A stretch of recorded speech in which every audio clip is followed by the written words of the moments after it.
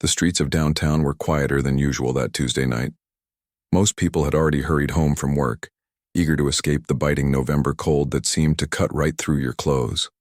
The kind of cold that made your fingers numb even inside your pockets. But for James, there was no home to rush to.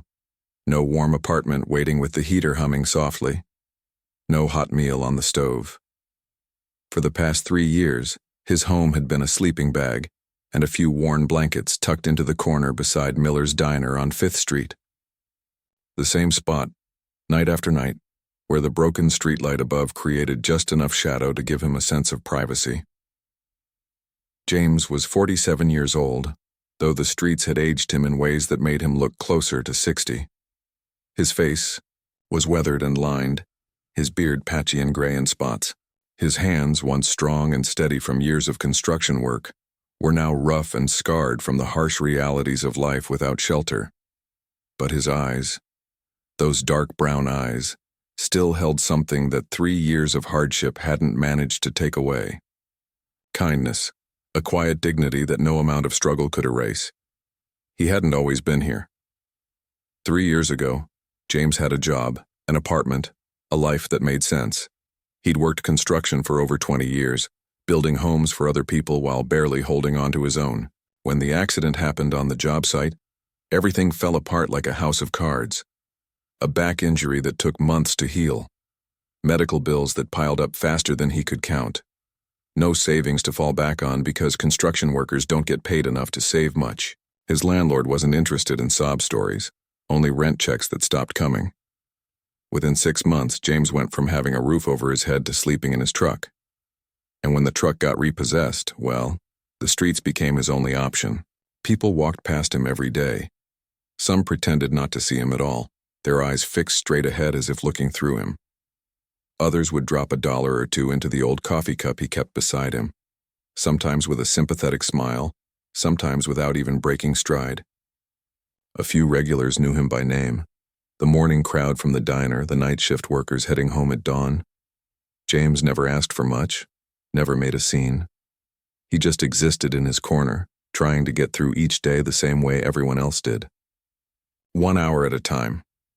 The owner of Miller's Diner, an older man named Pete, had a soft spot for James. Pete had served in Vietnam and understood how quickly life could knock you down. He'd slip James a hot meal through the back door most nights, usually whatever hadn't sold before closing. Meatloaf, chicken soup, sometimes just coffee and toast. It wasn't charity to Pete. It was human decency. The kind of thing you do because you remember that fortune can turn on anyone, anytime. On this particular Tuesday evening, James had already eaten the sandwich Pete brought him around 9 o'clock, turkey and Swiss still warm from the kitchen. Now he sat bundled in his blankets, watching the occasional car pass by, their headlights cutting through the darkness before disappearing around the corner. The temperature had dropped below freezing, and James could see his breath in little clouds every time he exhaled. He pulled his blankets tighter and tried to think about warmer times, summer days, the beach, anything but the cold seeping into his bones. It must have been around 11 when he noticed the woman. She came rushing down the sidewalk from the direction of the bus stop, moving faster than most people walked at that hour. She had 2 kids with her, both young, maybe 5 and 7 years old. The little one was practically jogging to keep up with her pace, his small hand gripping hers tightly. The older child, a girl, clutched her mother's other hand while carrying a small backpack that bounced against her shoulders. James recognized that walk, that hurried, nervous pace that said something was wrong. He'd seen it before on these streets, late at night when the good people had gone home and the shadows belonged to those with darker intentions. The woman kept glancing over her shoulder, her face tight with worry. Her purse hung from her shoulder and she kept one hand pressed against it protectively. That's when James saw him. The figure moving through the shadows about 30 feet behind the woman and her children. A young guy, probably mid-20s, wearing a dark hoodie pulled up over his head. His hands were shoved deep in his jacket pockets and his eyes were locked on the woman like a predator, tracking prey. James had been homeless long enough to recognize the signs, the deliberate stride, the focused attention. The way he moved just fast enough to close the distance without running. James's heart started beating faster. He knew what was about to happen. He'd seen muggings before, had even been robbed himself twice during his first year on the streets. Once for the $12 in his pocket and once for a pair of boots someone had donated to him. He understood the desperation that drove people to take from others. But this was different. This was a mother and her children. The woman was heading straight for Miller's diner, probably hoping the lit windows and public space would offer safety. But the diner was still 50 feet away, and the hooded figure was closing in fast. James watched as the man's pace quickened, his right hand emerging from his pocket. James couldn't see if he had a weapon, but he didn't need to. The intent was clear enough. For a moment, James hesitated. What could he do? He was just a homeless man with bad knees and a healing back injury. He had no phone to call the police, no weapon to defend anyone. Getting involved would likely mean getting hurt, and his body had already taken more punishment than it could handle. The smart thing would be to stay put, stay safe, let someone else deal with it. But then the little boy looked back and saw the man following them. Even from his spot across the street, James could see the fear flash across that child's face. The boy tugged on his mother's hand, trying to warn her, but she was already pulling them faster toward the diner's entrance. That's when James made his decision. Not because he thought he could win any kind of fight. Not because he had some heroic plan. But because 3 years of having nothing had taught him something important. When you've lost everything, when you have absolutely nothing left to lose, sometimes the only thing you can still give is yourself. James pushed himself up from his sleeping bag, his joints protesting the sudden movement. His blankets fell away and the cold hit him immediately, but he barely noticed. He started moving toward the woman and her kids, his worn shoes shuffling across the pavement as fast as his body would allow. His back ached with each step, but he pushed through it. The hooded man made his move just as the mother reached for the diner's door handle. He lunged forward, grabbing at her purse with one hand. The woman screamed and tried to pull away, instinctively moving her children behind her. The little boy started crying, his small voice calling out for his mom. The older girl wrapped her arms around her brother, both of them frozen in terror. James reached them just as the robber yanked hard on the purse strap. Without thinking, without planning, James stepped directly between the robber and the family. He wasn't a big man anymore. 3 years of irregular meals and sleeping rough had stripped away most of his muscle. But he stood his ground, his arms spread wide, creating a barrier between danger and innocence. "Leave them alone," James said, his voice steady despite his racing heart. "Just walk away, son. Just walk away." The robber's eyes, barely visible beneath his hood, widened in surprise. Then they narrowed in anger. He hadn't expected anyone to interfere, especially not some homeless guy who looked like a strong wind could knock him over. "Get out of my way, old man," the robber snarled, still gripping the purse strap. "This ain't your business." Behind James, the woman had managed to pull her children toward the diner's door. Through the window, James could see Pete rushing toward the entrance, his phone already pressed to his ear. Calling the police, hopefully. The woman was shaking, trying to shield her kids with her body while fumbling with the door handle. "You're right," James replied, keeping his voice calm, trying to de-escalate even though his hands were trembling. "It's not my business, but these people don't deserve this. You don't need to do this. Just let it go."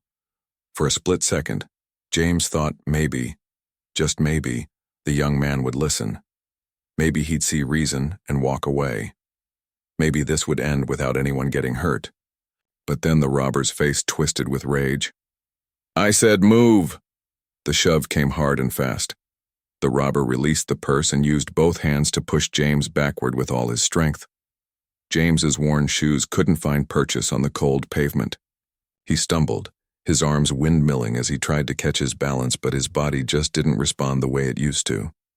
His back hit the brick wall of the diner with a sickening thud that knocked the air from his lungs. Pain exploded through his spine, right where the old injury had never quite healed properly. James gasped, trying to breathe, trying to stay on his feet. But the robber wasn't done. Fury had taken over, anger at being challenged, at being delayed, at having his plans disrupted by someone he probably considered beneath him. The first punch caught James in the stomach, doubling him over. He heard the mother screaming from somewhere nearby, heard the children crying, heard the diner door finally swing open. But it all seemed distant, muffled, as if he were underwater. Another blow landed on his face, snapping his head to the side. He tasted blood, warm and metallic. His legs gave out and he started sliding down the wall.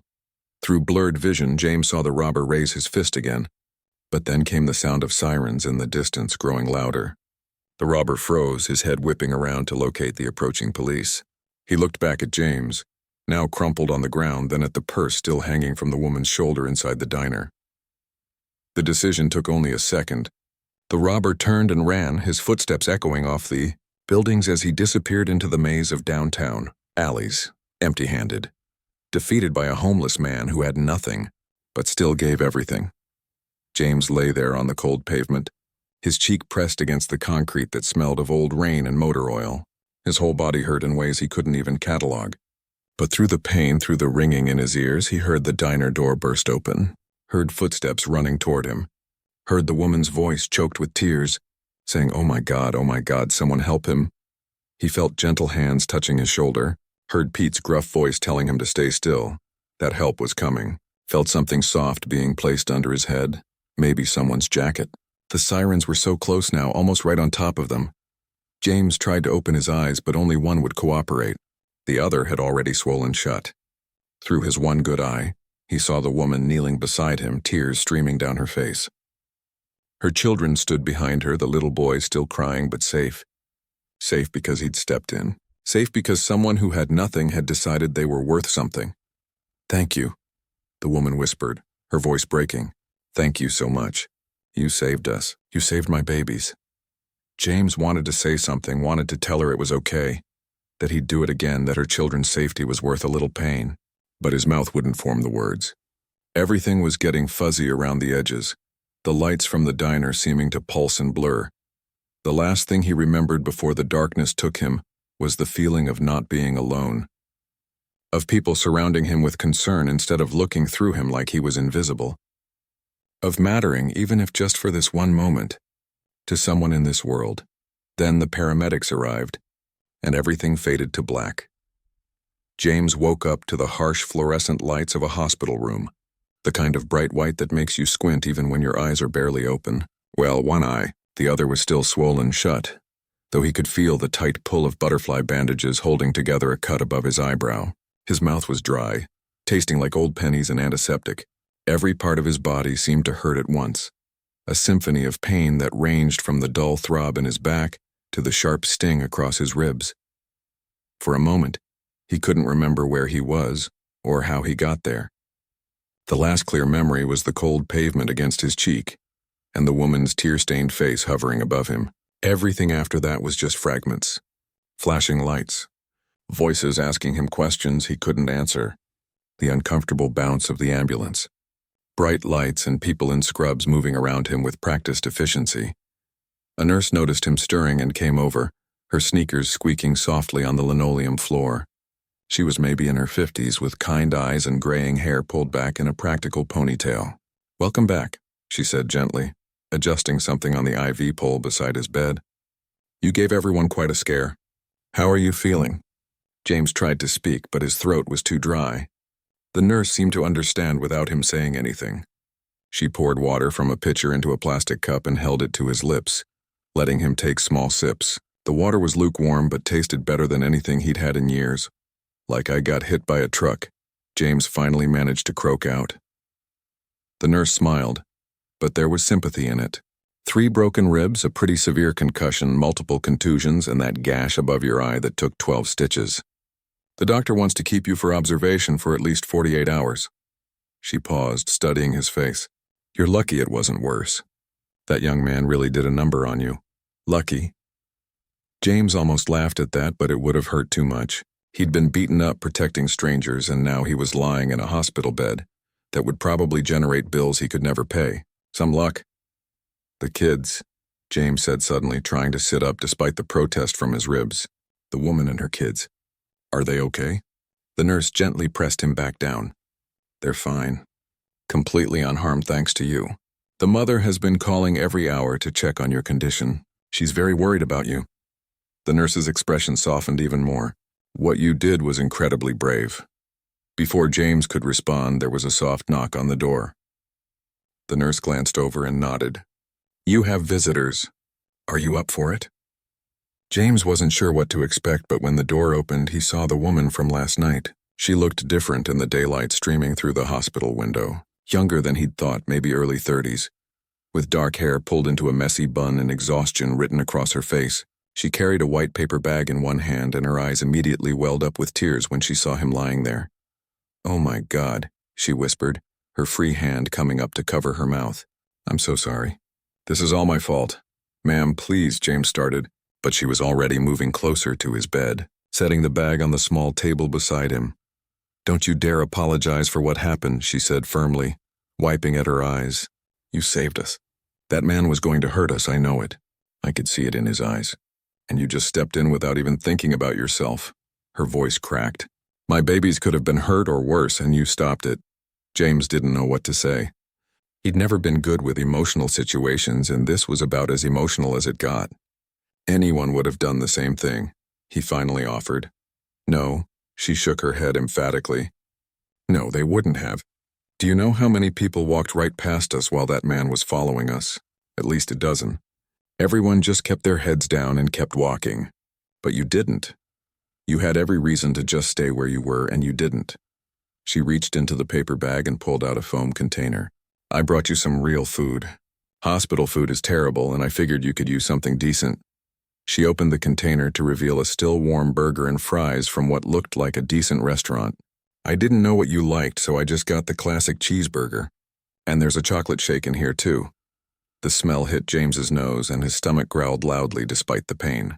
He couldn't remember the last time he'd had restaurant food that wasn't leftovers from Pete's diner. You didn't have to do this. I had to do something, she insisted. I can't just go back to my life like nothing happened. Like you didn't get beaten up protecting my children. She pulled up the visitor's chair and sat down, leaning forward with her elbows on her knees. I'm Victoria, by the way. Victoria Chen. And those are my kids, Danny and Lisa. They're with my sister right now, but they've been asking about you constantly. Danny drew you a picture. She reached into her purse and pulled out a piece of construction paper covered in crayon drawings of stick figures. That's supposed to be you as a superhero. James looked at the drawing, and something in his chest tightened. A little boy's scribbled tribute to a homeless man who'd been beaten bloody in front of him. That's very sweet, he managed. Victoria watched him carefully. The police came by my apartment this morning.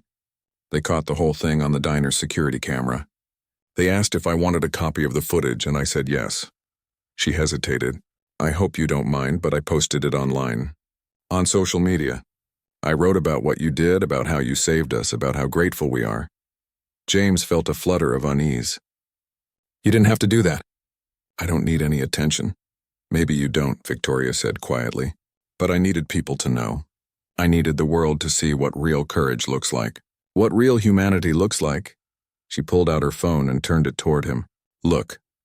On the screen was a video, slightly grainy from the security camera angle, showing the moment James stepped between Victoria and the robber.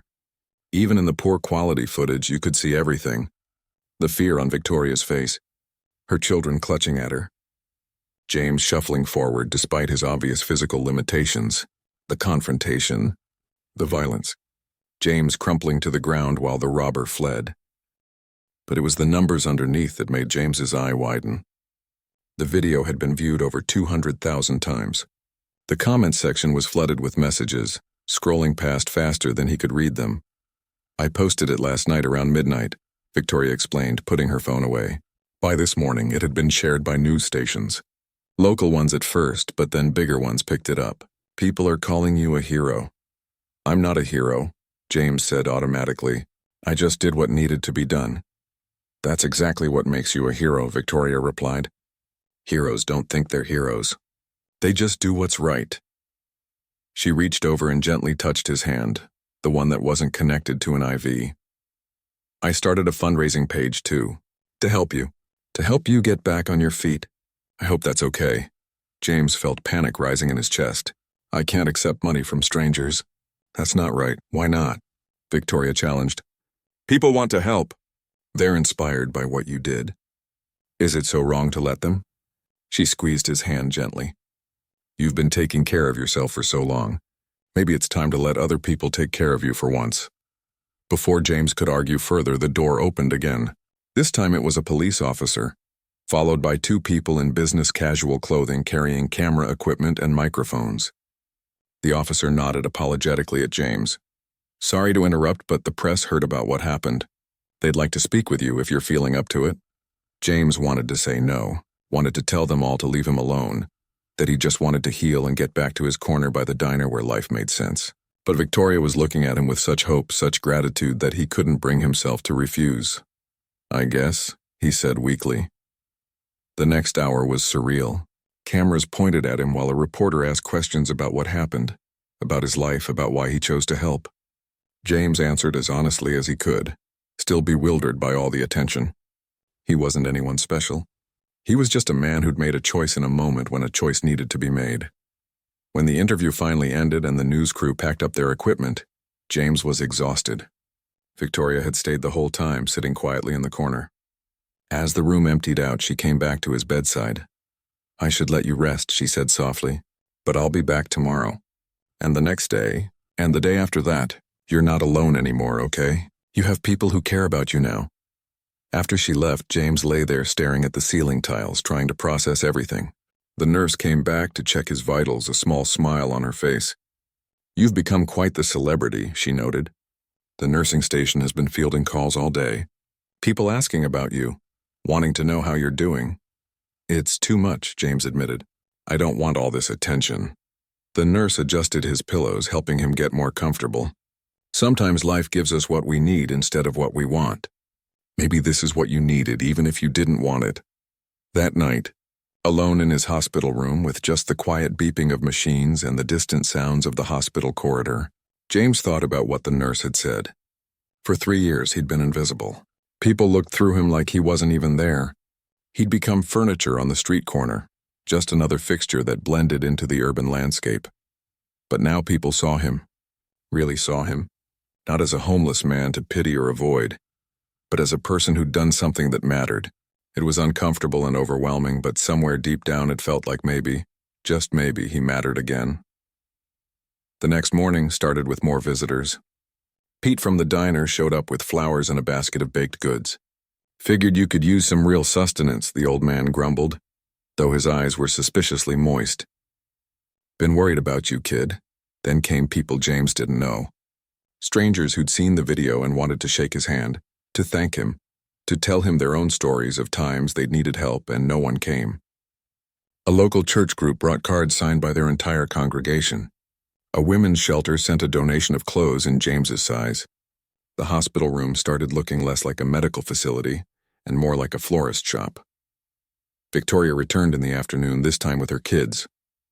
Danny, the little boy, hid behind his mother's leg at first, but when James smiled at him with his one good eye, the boy ventured forward shyly. "Are you okay?" he asked in a small voice.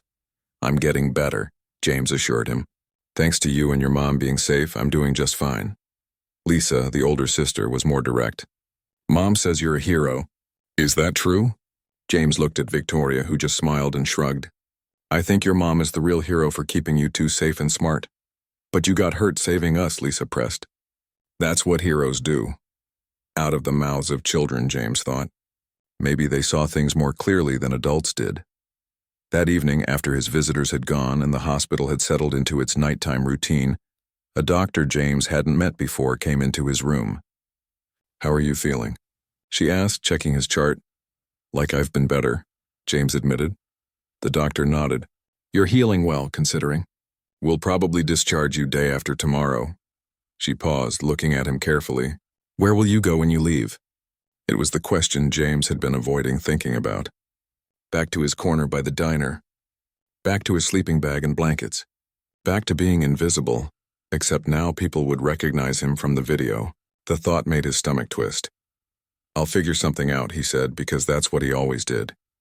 The doctor studied him for another moment, then nodded. "Well, you've got some time to think about it. Rest up." After she left, James stared out the window at the city lights flickering in the darkness. Somewhere out there was his corner, his spot, his life. But something had shifted. The world had seen him, and now he couldn't unsee himself through their eyes. He wasn't just a homeless man anymore. He was the homeless man who'd saved a family. The one people called a hero. He didn't know what came next. Didn't know if any of this attention would last or if it would fade away like morning fog when people found the next viral story to obsess over.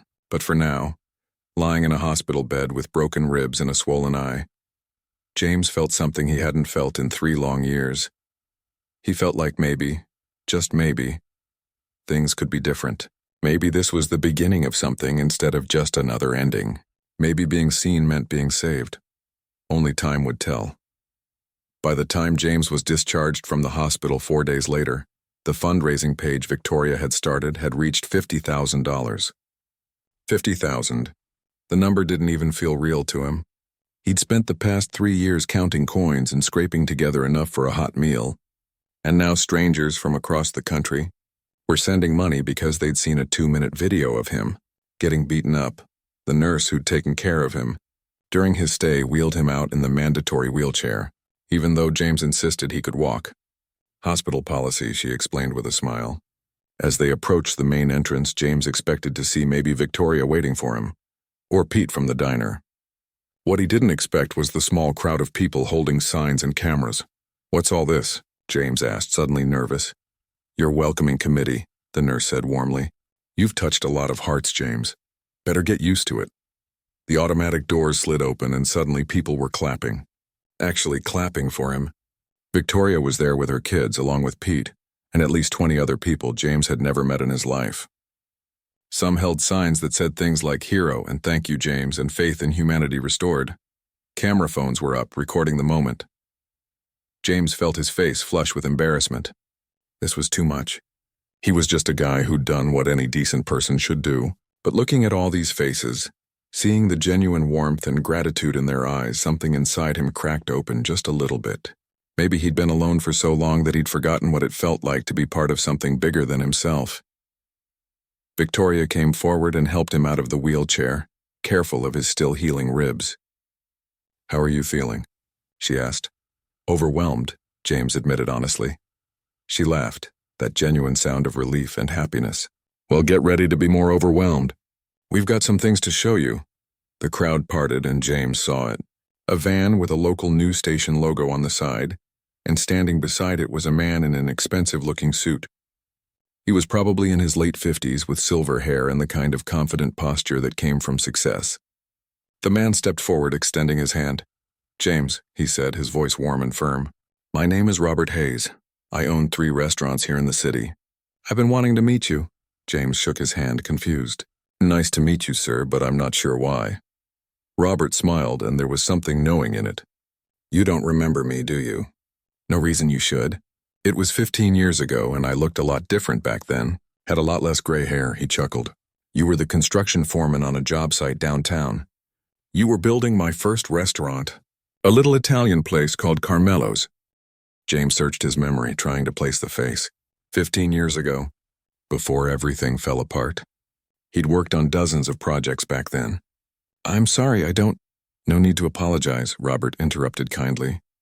"But I remember you. You were honest, hard-working, and you treated your crew with respect.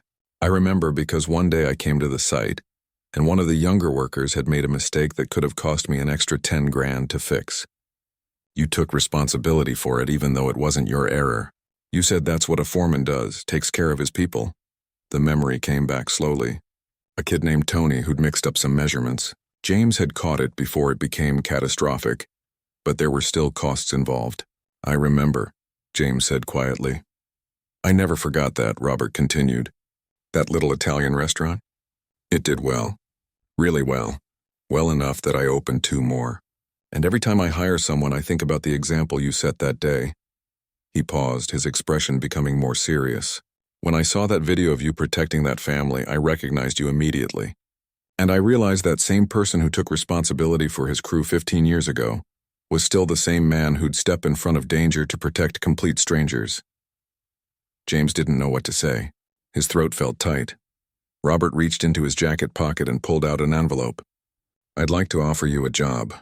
I need someone to manage maintenance and facilities across all 3 of my restaurants. Someone I can trust, someone who understands what real integrity looks like." He handed James the envelope.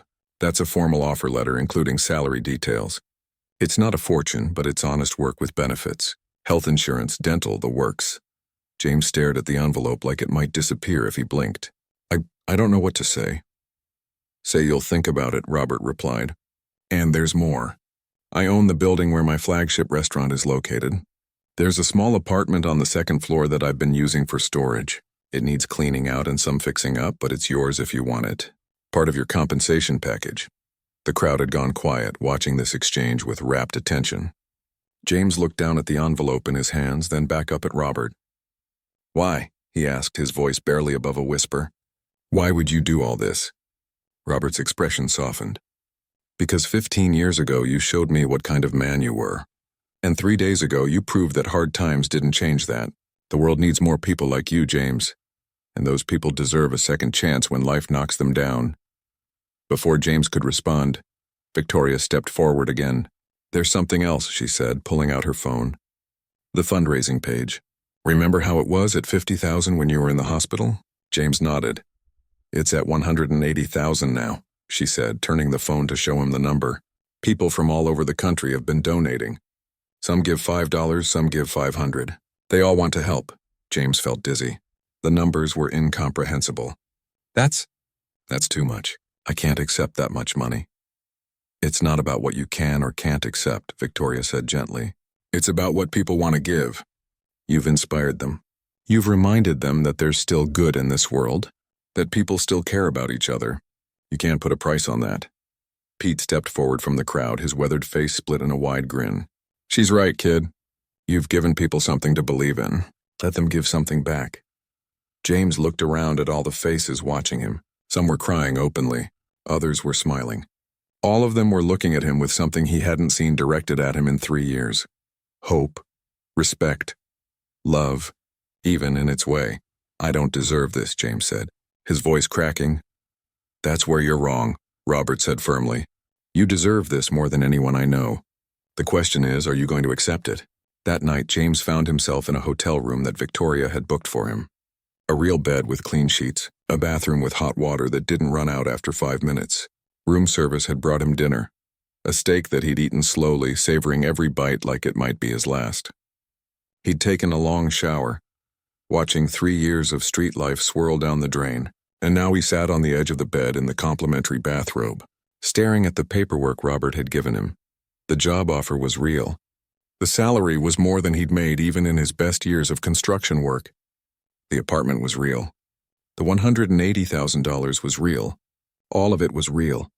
And yet James kept waiting for someone to burst through the door and tell him it was all a mistake. A cruel joke. A dream he'd wake up from on cold pavement. His phone, a cheap smartphone Victoria had bought him so they could stay in contact, buzzed with a text message. It was from her. Danny wanted me to tell you good night. He says you're still his hero. Sleep well, James. Tomorrow's going to be a big day. James smiled despite himself. Tomorrow he was supposed to meet with Robert again to officially accept the job offer and see the apartment. The day after that, he had a meeting scheduled with a financial advisor that Victoria had found to help him manage the fundraising money responsibly. His life was moving forward at a pace that made his head spin. But lying in that hotel bed, staring at the ceiling, James felt something he hadn't felt in years. Fear. Not the fear of violence or hunger or cold, but the fear of hope. Hope was dangerous when you'd lost everything. Hope made you vulnerable. Hope could be taken away, and the loss of it could break you worse than any physical beating. What if he failed? What if he couldn't do the job Robert was offering? What if he messed up and lost the apartment? What if all this attention faded and people forgot about him, and he ended up right back on that corner by the diner? The old James, the construction foreman James, wouldn't have had these doubts, but 3 years on the streets had taught him how quickly everything could fall apart. His phone buzzed again. This time it was from Pete. Stop overthinking it. You've got this. See you tomorrow. James laughed quietly. Pete knew him too well. Over the next few days, James's life transformed in ways that felt surreal. Robert showed him the apartment, a modest one-bedroom that needed work but had good bones and a view of the street below. James could already picture himself there. Could imagine waking up with a roof over his head and going to work at an actual job. The thought made him both excited and terrified. The meeting with the financial advisor was eye-opening. The woman, a sharp professional named Ms. Patterson, laid out a plan for the fundraising money. After taxes, James would have about $120,000. She suggested putting most of it in savings and modest investments, keeping enough accessible for emergencies and necessities. "This money could change your life," Ms. Patterson said, looking at him over her glasses. "But only if you're smart about it. Don't spend it all at once. Think long-term." James nodded, still barely believing any of this was happening. But the most surprising thing happened on his 4th day out of the hospital. He was walking through downtown, heading to Robert's restaurant to start learning his new job, when someone called out his name. Not "Hey you" or "Spare change," but his actual name, James. "James, wait!" He turned to see a woman running toward him, her face flushed with effort. She was younger, maybe late 20s, with brown hair pulled back in a ponytail and tears streaming down her face. She skidded to a stop in front of him, breathing hard. "I'm sorry," she gasped. "I saw you and I couldn't believe it. I've been looking for you for so long." James stared at her, confused. "I'm sorry, do I know you?" The woman let out a sound that was half laugh, half sob. "You don't recognize me?" "Of course you don't. I was 12 the last time you saw me. But I'd know you anywhere, even with—" She gestured vaguely at his face, which still bore the fading bruises from the attack. Something in her eyes, in the shape of her face, triggered a memory so powerful it nearly knocked James over. "Katie?" he whispered. "It's Catherine now," she said, smiling through her tears. "But yeah, Dad, it's me." The word Dad hit James like a physical blow. His daughter. His little girl who he hadn't seen in over a decade. His ex-wife had moved them across the country after the divorce, and after James lost his job and apartment, he'd lost contact completely. He'd tried to find them, but without money for a lawyer or even a phone, the search had been impossible. Eventually, he'd convinced himself it was better this way. Better that his daughter remember him as he was, not as what he'd become. "How did you—" James couldn't finish the sentence. "The video," Catherine said, wiping at her eyes. "It went viral. Someone shared it in a group I'm in online, and I saw your face, and I knew it was you. I've been trying to find you for years, Dad. Years Mom wouldn't tell me anything, said you'd left us, but I never believed her. And then I saw you on that video, protecting that family, and I just knew you were still the same person you always were." James felt his own tears coming now, hot and unstoppable. "Katie, I'm so sorry. I tried to find you, I tried to—" She closed the distance between them and wrapped her arms around him, careful of his healing ribs. "I know," she whispered. "I know you did. And now I found you. And I'm not losing you again." They stood there on the sidewalk, father and daughter, reunited by the strangest twist of fate. People walked around them, some recognizing James from the video and smiling. Others just seeing two people embracing and giving them privacy. When they finally pulled apart, Catherine was laughing and crying at the same time. "I live in Seattle now. I'm a nurse at Children's Hospital. I flew out as soon as I saw the video and confirmed it was you. I've been searching the city for days." "You're a nurse?" James said, his voice full of wonder. "That's amazing. That's so amazing, Katie." "Catherine," she corrected gently. "And yeah, I help kids. It's what I always wanted to do, remember?" He did remember. His little girl who'd wanted to save the world, one person at a time. And here she was, all grown up, doing exactly that. They spent the rest of the day together, catching up on 15 years of missed time. Catherine told him about her life, about nursing school, about how hard she'd tried to find him. James told her everything. The accident, the bills, losing everything, the streets, and finally the night that changed everything. "I can't believe you're alive," Catherine kept saying. "I can't believe I found you." "I can't believe you became a nurse," James replied. "I'm so proud of you, Katie. Catherine, I'm so proud." As the sun started to set over the city, they walked together toward Robert's restaurant, where James was supposed to start his orientation. Catherine insisted on coming with him, wanting to meet the man who'd given her father a second chance. For the first time in 3 years, James wasn't walking alone through the city. He had his daughter beside him, a job waiting for him, and a future that looked nothing like the past he'd been living. The video that had gone viral hadn't just changed how strangers saw him, it had brought his daughter back into his life. And somehow that felt like the biggest miracle of all. 6 months passed, like a dream James kept expecting to wake up from. But every morning he opened his eyes in the same small apartment above Carmelo's restaurant, with sunlight streaming through clean windows and the smell of fresh bread drifting up from the kitchen below. Every morning he had to remind himself that this was real, that his life had actually changed. The apartment wasn't fancy. One bedroom, a cramped kitchen, a bathroom with temperamental plumbing that James had learned to fix himself. But it was his. Really his. The walls were painted a warm cream color that Catherine had helped him choose. There was a couch she'd bought him, insisting that a futon from a thrift store wasn't good enough. Photos lined the small bookshelf, pictures of Catherine from childhood that she'd brought on her visits and new ones they'd taken together. Father and daughter making up for lost time. James stood at his bathroom mirror, running a hand over his cleanly shaved face. He barely recognized himself anymore. The gaunt, weathered man from 6 months ago had filled out. Regular meals had put healthy weight back on his frame. His hair, cut short and neat, was more gray than he remembered, but it was clean. His eyes, once hollowed by exhaustion and defeat, had light in them again. He pulled on his work uniform, dark pants and a polo shirt with Robert's restaurant logo embroidered on the chest. The job had turned out to be everything Robert promised and more. James managed maintenance across all 3 restaurants, fixing leaky faucets, troubleshooting electrical issues, coordinating with contractors for bigger repairs. It was honest work that used his hands and his brain, and he was good at it. Better than good, actually. Robert had already given him 1 raise and kept talking about expanding his responsibilities. His phone buzzed on the counter. A text from Catherine. "Video call tonight at 8? Miss your face." James smiled, typing back a quick "absolutely" with his thumbs. Technology still felt foreign sometimes, but Catherine was patient with him, teaching him how to use video calls and text messages. They talked at least 3 times a week, and she visited once a month, flying in from Seattle for long weekends.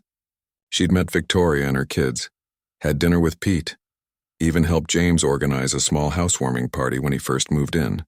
She was weaving herself back into his life, and he was grateful for every second of it. The real challenge had been learning to accept help, learning to believe he deserved it. His first paycheck from Robert had felt surreal. Actual money he'd earned through work, deposited directly into a bank account he now had. The fundraising money sat mostly untouched in savings, earning interest under Ms. Patterson's careful guidance. James had used some of it to buy necessities, work clothes, a decent bed, kitchen supplies. But the idea of spending freely still made him uncomfortable. "You're allowed to enjoy your life," Catherine had told him during one of her visits. "You're allowed to buy yourself things without feeling guilty." But the guilt was hard to shake. Every time James walked past his old corner by the diner, he thought about the people still sleeping rough, still struggling, still invisible to most of the city. People just like he'd been 6 months ago. The difference between him and them wasn't virtue or hard work. It was luck. One moment, one decision, one viral video that changed everything. That thought had led to James's next decision, the one he'd been mulling over for weeks. He arrived at Robert's office that morning with his mind made up. Robert looked up from his desk, a warm smile crossing his face. "James, come in, come in. What can I do for you?" James sat down in the chair across from Robert's desk, his hands clasped in his lap. "I want to do something with the fundraising money. Most of it, anyway." Robert leaned back in his chair, studying James with interest. "I'm listening." "I want to donate it," James said, the words coming faster now. 2/3 of it. To the homeless shelter on Oak Street and to programs that help people find jobs and housing, places that actually make a difference instead of just offering a hot meal and a prayer. Robert's expression didn't change, but something flickered in his eyes. "That's a lot of money, James. You could do a lot with that for yourself." "I know," James nodded. "But I keep thinking about all the people still out there. People who don't get viral videos made about them, who don't have someone like Victoria or you stepping in to help. They deserve a chance too." He paused, choosing his words carefully. "That money came from people who were inspired by what I did. Maybe the best way to honor that is to help others the way I was helped." Robert was quiet for a long moment, then he smiled. Really smiled, the kind that reached his eyes. "You know what? That doesn't surprise me one bit. That's exactly the kind of thing that James I knew 15 years ago would do." He stood up and extended his hand across the desk. "I think it's a wonderful idea. Have you told Victoria?" "Not yet," James admitted. "I wanted to make sure I was certain first. But I'm certain now. The news of James's donation made local headlines, though he'd tried to keep it quiet. Viral hero donates majority of fundraising to help other homeless, read one article. Another called him the man who keeps on giving. The attention was uncomfortable, but the results were worth it. The shelter director called him personally, voice thick with emotion, explaining how much the donation would help. They could expand their job training program, offer more case management services, help more people transition into stable housing. "You're changing lives," the director told him. "You have no idea how many lives you're changing."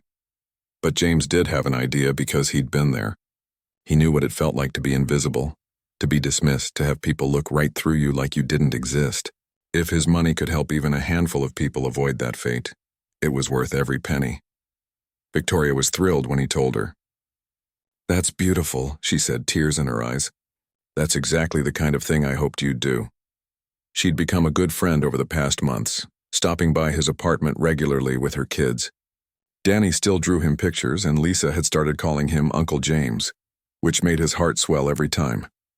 The one unexpected complication came from an unlikely source. About a month after James started his new life, the police finally caught the young man who'd attacked him. They'd used the security footage from the diner and tips from the public to track him down. His name was Tyler Chen, no relation to Victoria, just an unfortunate coincidence. He was 23 years old, addicted to drugs, and desperate enough to rob a mother with 2 small children.